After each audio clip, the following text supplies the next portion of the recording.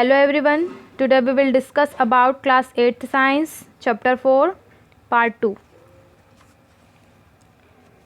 Previous video में हमने देखा था मैलिएबिलिटी, डक्टिलिटी और sonorous. After performing the above activity we can say that some materials are hard, lustre, malleable, ductile, sonorous and good conductor of heat and electricity. ऊपर हमने जितनी भी activities की उसमें हमने देखा कि कुछ मटेरियल्स हार्ड होते हैं, लश्चर होते हैं, क्या होते हैं, कठोर होते हैं. लश्चर मतलब होता है अपना चमक. मैलिएबल होते हैं, डक्टाइल होते हैं. मैलिएबल जो चादर में बदल जाते हैं, डक्टाइल जो वायर में बदल जाते हैं, सोनोरस जो साउंड क्रिएट करते हैं, और good conductor of heat and electricity वो हीट के और इलेक्ट्रिसिटी के गुड कंडक्टर होते हैं, चालक होते हैं. तो ऐसे मटेरियल्स क्या होते हैं, फिर मेटल होते हैं. The materials which generally possess this properties are called metals. ये जो ऐसे मटेरियल जो इन सारी प्रॉपर्टीज़ को शो करते हैं वो होते हैं metals. The examples of metals are iron, copper, aluminium, calcium, magnesium. Metal के कुछ एग्जांपल दे रखे हैं यहाँ पे. In contrast materials like coal and sulphur are soft and dull in appearances. कुछ मटेरियल जैसे कोल होता है, कोयला, और सल्फ़र जो होता है वो सॉफ्ट होते हैं और डल होते हैं, भद्दे होते हैं. कैसे, दिखने में. They break down into a powdery mass on tapping with a hammer. जब हम उसे हथौड़े से मारते हैं तो वो किस में बदल जाते हैं, पाउडरी में, मतलब पाउडर में बदल जाते हैं. They are not sonorous and are poor conductor of heat and electricity. ये क्या होते हैं, साउंड क्रिएट नहीं करते हैं और क्या होते हैं, हीट के, ऊष्मा और इलेक्ट्रिसिटी और ऊष्मा के, विद्युत और ऊष्मा के क्या होते हैं, ये पुअर कंडक्टर होते हैं, कुचालक होते हैं. These materials are called non-metals. The examples of non-metals are sulfur, carbon, oxygen and phosphorus. तो ऐसे मटेरियल जो ये सारी प्रॉपर्टीज़ शो नहीं करते हैं वो होते हैं नॉन मेटल्स, और इसके एग्जांपल है sulphur, carbon, oxygen and phosphorus. Metals like sodium and potassium are soft and can be cut with a knife. जो ऐसे मेटल जो होते हैं, सोडियम और पोटेशियम, वो क्या होते हैं, सॉफ्ट होते हैं और उन्हें हम चाकू से आसानी से काट सकते हैं. Mercury is the only metal which is found in liquid state at room temperature. Mercury एक ऐसा मेटल है जो कि लिक्विड स्टेट में पाया जाता है, तरल स्टेट में पाया जाता है, एट रूम टेम्परेचर पे. एक्सेप्शन का मतलब यहाँ पे हो गया अपवाद है, क्योंकि ये थोड़ा अलग उसमें पाया जाता है. Chemicals properties of metal and non metal. जो मेटल होते हैं और नॉन मेटल होते हैं उनकी रासायनिक प्रॉपर्टी हम पढ़ेंगे. Reaction with oxygen. You are familiar with phenomenon of rusting of iron. आपने रस्टिंग ऑफ आयरन, जो लोहे पे जंग आ जाती है, उसके बारे में सुना ही होगा. Burning of magnesium ribbon in air. जो मैग्नीशियम रिबर होता है जब वो जलता है in the presence of air, तो उसमें क्या होता है, तो जो आयरन होता है ऑक्सीजन और वाटर के साथ रिएक्शन करता है तो क्या बनाता है, तो वो क्या बनाता है, रस्ट बनाता है, iron rust.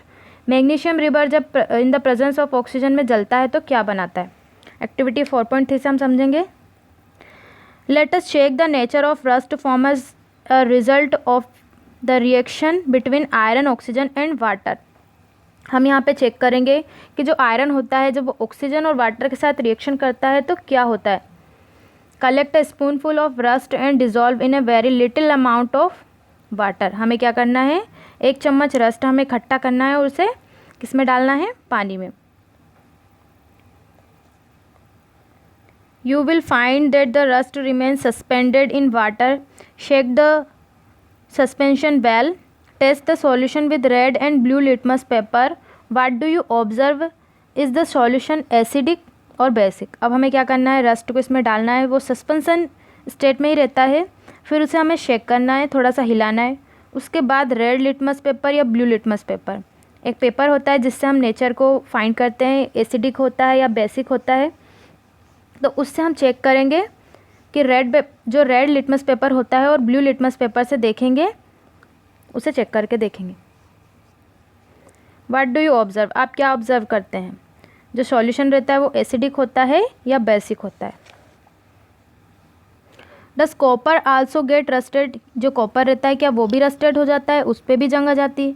I have seen a greenish deposit on the surface of copper vessels. यहाँ पे पहले बोल रही है कि क्या कॉपर भी रस्ट हो जाता है, क्या कॉपर पे भी जंग आ जाती है.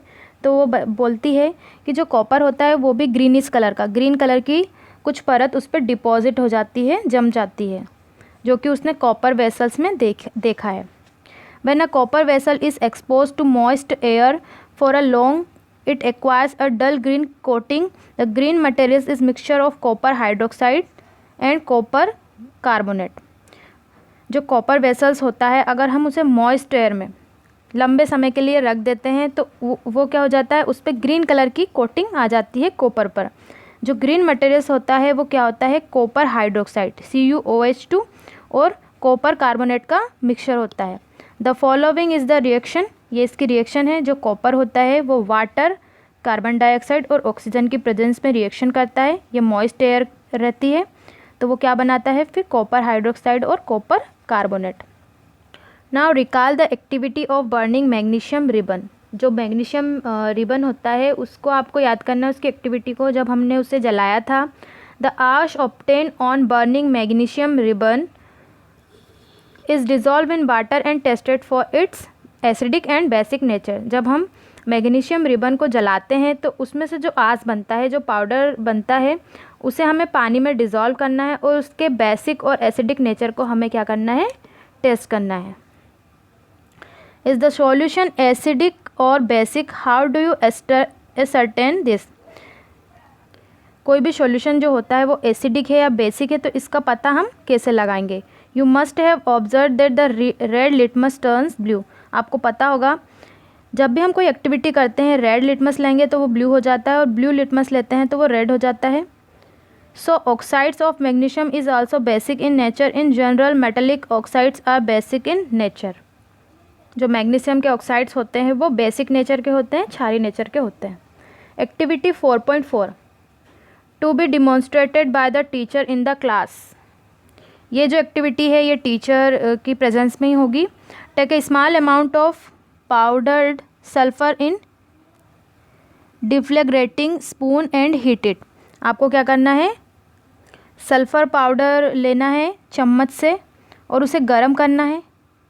If deflagrating spoon is not available, you may take a metallic cap of any bottle and wrap a metallic wire around it, give it the shape show in figure 4.2।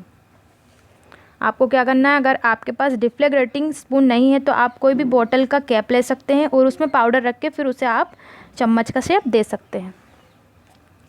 As soon the sulphur start burning, introduce the spoon into a gas jar or glass tumbler. जैसे ही sulphur जलना शुरू कर देता है आपको उसको tumbler के अंदर इंसर्ट कर देना है, डाल देना है। Cover the tumbler with the lid to ensure the gas produced not escape. आपको क्या करना है, जैसे ही आपका पाउडर गर्म होता है आपको टम्बलर के अंदर डालना है। टम्बलर के अंदर डालने पर आपको ध्यान रखना है कि उसका ढक्कन तुरंत बंद हो जाए ताकि जो गैस है वो बाहर एस्केप ना हो पाए, बाहर ना निकल पाए। Remove the spoon after some times. आपको क्या करना है, कुछ समय के बाद स्पून को बाहर निकाल लेना है।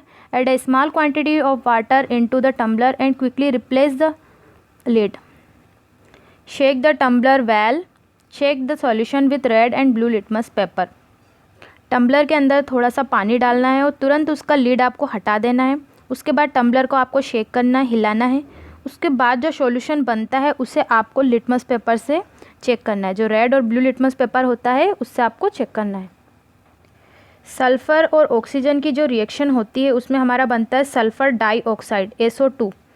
उसके बाद हमने उसमें पानी डाला था तो when sulphur dioxide is dissolve in water sulphurous acid is formed. जब हमने उसमें पानी डाला था तो उस पर फिर हमारा बना था सल्फरस एसिड बना था।